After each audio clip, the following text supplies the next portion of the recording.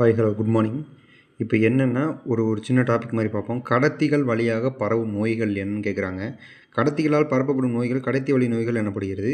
இது கிருமிகளை பாதிக்கப்பட்டவர்களிருந்து நோய் இல்லாமல் நல்லா ஆரோக்கியமாக இருக்கிறவருக்கு இது கடத்தும் நோய்கள் என்னென்னா மலேரியா, ஃபிலேரியா, சிக்கன்குனியா, டெங்கு மற்றும் பறவை காய்ச்சல், பன்றி காய்ச்சல் எல்லாமே பார்த்திங்கன்னா கடத்திகள் வழியாக ஏதாவது ஒரு கண்டக்டர் வந்து இடையில இருப்பாங்க. அவங்க மூலமாக கடத்தப்படுகிறது. சரிங்களா? இங்கே பாருங்கள், மலேரியா நிறைய வகை இருக்குது. அது பிளாஸ்மோடியம் என்ற புரோட்டோசோவா சார்ந்த ஒட்டுண்ணியால் ஏற்படுகிறது. அப்போ மலேரியா வைரஸ் நோய் கிடையாது, புரோட்டோசோவா நோய். அது நல்லா தெரிஞ்சுக்கோங்க. Plasmodium vivax, plasmodium malaria, plasmodium falciparum மற்றும் பிளாஸ்மோடியம் ஓவல் இவற்றின் வகைகள் ஆகும். இவற்றில் மிகவும் கொடியது எது அப்படின்னு கேட்டாங்கன்னா பிளாஸ்மோடியம் பால்சிபாரம் தான். இது உயிரை பறிக்கக்கூடியது, ரொம்ப முக்கியமானதுங்க. அடுத்து, இந்த நோயானது 10 நாட்களுக்கு குறைவாக மட்டுமே வாழக்கூடிய மனிதர்களின் இரத்தத்தை குடிக்கும் பெண் அனாபிலஸ் கொசுவால் கடத்தப்படுகிறது அப்படின்றாங்க. அப்போ மலேரியா மொதல் பாயிண்ட்டு புரோட்டோசோவா, ரெண்டாவது பெண் அனாபிலஸ் கொசு, மூணாவது ரொம்ப கொடியது அப்படின்னு கேட்டாங்கன்னா பிளாஸ்மோடியம் பால்சிபாரம். சரிங்களா? இது குயினின் மருந்துகளை மட்டுமே பயன்படுத்துவதனால மலேரியா ஒட்டுண்ணிகளை மட்டும்தான் கொல்ல முடியும். சரிங்களா?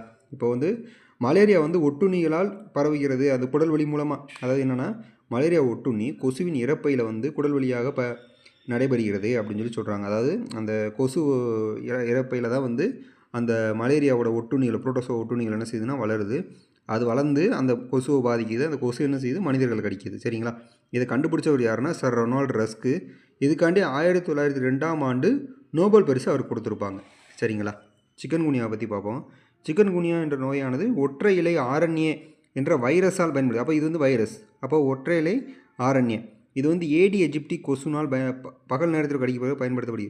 அதாவது அந்த ஏடி எஜிப்டி கொசு இருக்குது பார்த்தீங்களா, அதுக்கு பெண் அனாபிலஸ் கொசு. இது ஏடி எஜிப்டி கொசு பகல் நேரத்தில் மனிதர்கள் கடிக்கிறதுனால இது பரப்பப்படுகிறது. சரிங்களா?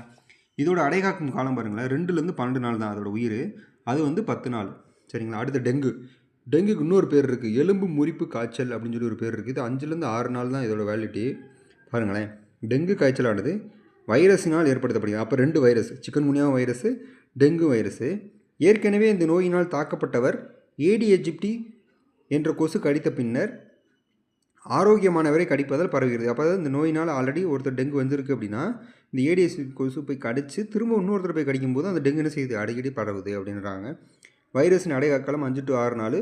இதோட வேலை என்னென்னா இரத்த தட்டுக்களின் எண்ணிக்கை குறைவுபடுத்துறது. கேட்பான், இந்த நான் 3 இதையும் கொடுத்துட்டு இரத்த தட்டுக்களின் எண்ணிக்கையை குறைவுபடுத்தும் காய்ச்சல் எந்த காய்ச்சல் அப்படின்னு சொல்லி கேட்டாங்கன்னா டெங்கு தான் வரும். சரிங்களா? அடுத்து, பப்பாளி இலை கொழுந்திலிருந்து எடுக்கப்பட்ட வடிகட்டப்பட்ட திரவம், அது ஒன்று. ரெண்டாவது நிலவேம்பு